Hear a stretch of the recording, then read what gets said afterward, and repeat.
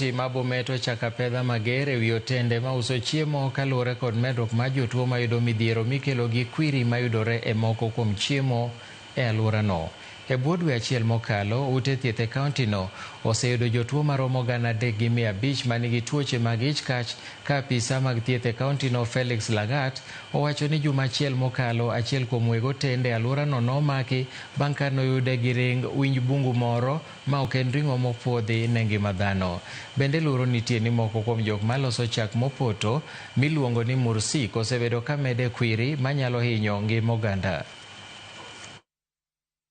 People who are facing issues related to cancer in Bomet is increasing, and some of these are related directly to the food that they consume, and that is why we are moving in now to make sure that everyone complies with all these conditions that we are now going to issue. We are asking everyone who handles food, every premise that any businessman that deals with food, either it's storage, either